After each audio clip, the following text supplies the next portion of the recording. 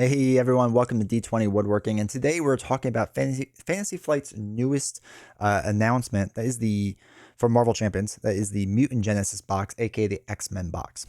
Now, I have some different thoughts and concerns with this box. That's why this video is coming out a little bit later than most, because I really had to think this through of how I'm kind of feeling about this. But if you want to see a really good video that kind of breaks down a lot of things that I say, not all of it, but a fair amount, and is a little more upbeat than I am, make sure to check out Maurice Andrews' video. I think this is a really great video. I think he does a really good job with this. I'll leave a link to it down below in the description, but definitely check it out. Definitely check it out. It's a really good video, and him and I think share a lot of the same thoughts and ideas. So it's definitely worth checking out.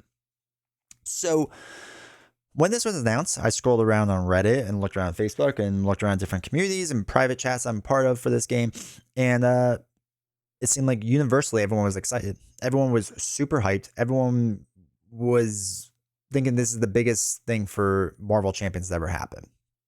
And I'm not gonna lie, I'm excited. I'm excited to get X-Men in there. I think it'll be pretty cool and interesting. But at the same time, it brings a little bit of worry to it. Let me explain. One of the things I was really hoping for with this cycle, because I felt like X-Men was the perfect opportunity to do this, was to really push the boundaries or change the game, right? Now, I don't mean do it a complete overhaul of the game, but change something fundamental about the game. Change it so that it gives it fresh legs, right? Because we've kind of been doing this same idea over and over. And when I glance at these villains that are currently in this box, there's not really a ton that stand out. Now, they're not completely boring, right? There's interesting enough ideas. I think Sabretooth, with a Stalked by Sabretooth main scheme, I think this is interesting that it's a different way of losing the game. It's not all about, threat necessarily. It's Kelly taking damage. Cool. I'm for that. Sentinel, I think is fine, right? Master Mole, I think is fine. The Brotherhood Strikes gets, kind of vibes of other group attacks that we've had. Now, again, they're not identical or anything like that. And Magneto seems fine. And that's what I'm getting from the villains of this box. They all just seem fine. There's nothing that truly stands out. Now, I have to be fair. When Hela came out with the Thanos box, there was nothing that truly stood out to me for her beforehand. Then I played through her, and now she's my favorite scenario, right? So that doesn't mean that this is final. They totally messed up, whatever. Doesn't mean that at all. There's nothing that stands out right now. And the same can be said for the heroes too. Colossus, okay, it's kind of cool that he can take an additional tough status card, but mainly it's so that he can use as a resource, right? Yes, he could have 2 tough statuses, but it's to use as a resource essentially. I think that's fine. I think Shadowcat changing forms, we've kind of seen that before with Vision already, but that allows her to go past guard, patrol, crisis icons, things of that nature. I think that's fine. This isn't anything that really changes the game. I'll be completely honest. There's nothing in here that really changes a lot. And that's what has me worried. You see, while during the life cycles of other LCGs, they've had to make changes to keep things fresh, right? It's something you have to do. And it's not always a massive overhaul, but it is things that can change the game. For example, in Lord of the Rings, they started introducing around this time player side quest cards, right? For example, this card would cost you 1. You have to try a quest on it for 6, and it gave you each hero would get more willpower. This was huge. This was a huge change in the game, and it changed the way people built decks. It changed the way that the game was played. And very late on, they started adding contract cards to Lord of the Rings, and that was the last cycle thing, and that just changed everything about the game, and it threw most of the rules out the window. And we haven't really seen something like this, right? Something that truly changes the game a fair amount. There's been heroes that have done some interesting things, but the game as a whole remains intact. The game as a whole hasn't really changed a whole lot. And that has me a little bit worried of what the future holds. The reason being is because there is this thought that they're going to continue X-Men for 3-4 cycles, right? I've been seeing this a lot on the internet now that, there's so many heroes, and you could probably think of 20 some heroes off the top of your head. There's so many storylines. You could probably think of a 3 or 4 off the top of your head that they could go down. And I agree that there is a lot of content that they could pursue if they wanted to. I don't think they're going to. I honestly think that we are going to get 1 box of Mutant Genesis. It is going to tie into the Defenders box because it's not that hard to make that tie-in. And then we're going to move right on. And maybe they come back to X-Men eventually. Maybe. But I don't think we're going to end up with 2-3 cycles in a row. I don't think we're going to end up with 3 cycles in a row, I should say. of X-Men. I just don't see it happening. That idea has been floated around a lot. There are people out there that don't love X-Men. I know it's a shocker, but they just don't love it. And to ask them to not buy anything for the game for, 2 years is a huge ask. So that's, in my opinion, never going to happen.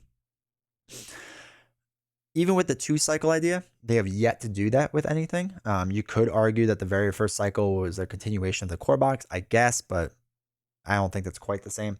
But I think you will see a few more X-Men in the next box to introduce the Defenders. And I think the time, or not time will tell, but I think the biggest tell will be what heroes they introduce in this cycle. If they use all the biggest name heroes in this cycle and don't save anything for a second cycle, there is no second cycle. I mean, let's just be honest about this. They need to keep 2 or 3 big name heroes to keep you going through that next cycle. And if they end up doing, for this cycle, we already know about Phoenix, we already know about Cyclops, but if they do Wolverine, Storm, Rogue, and let's say like Gambit or Beast, I don't know what's left.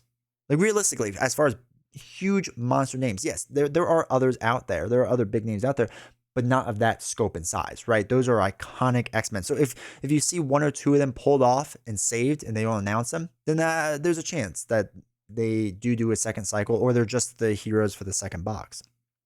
But with that being said, that brings us to the next point of Marvel Champions, the future of the game as a whole. Now, I don't know if they're just relying on the hero names and villains to kind of carry this franchise through.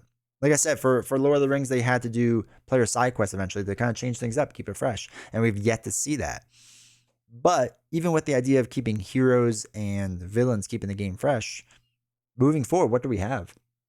Realistically, after this, you have the Defenders, probably Fantastic Four, Inhumans, maybe? I don't know what's after that. And now I know what you're thinking. Oh, well, you still can have Elektra, you can have Blade, you can have Deadpool, which I guess would be part of X-Men, Ghost Rider, you could do a whole thing with Hulk and whatnot.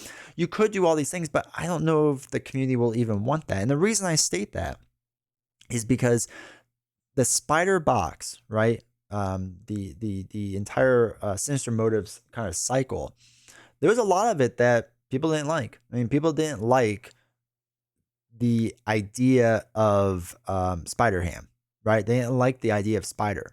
They just didn't like those heroes. And, there's nothing wrong with that. That's fine. But I think it kind of puts a damper moving forward of what they do next, right?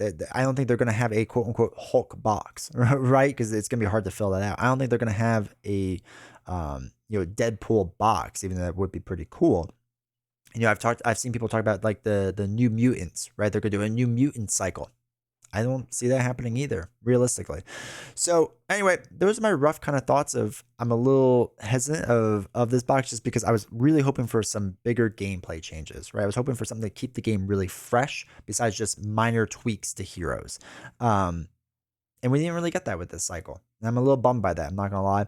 And this IP feels like we're starting to get near the end of some of the big IP stays, right? The big name stays. And, I think it bums me out a little bit. It bums me out. So let me know your thoughts down in the comments. Am I overreacting? Am I underreacting? Am I now actually making you start to think about this, right? Are you starting to realize, well, maybe what's left? Do you think that there's going to be 3-4 cycles of X-Men coming up in a row, spread out?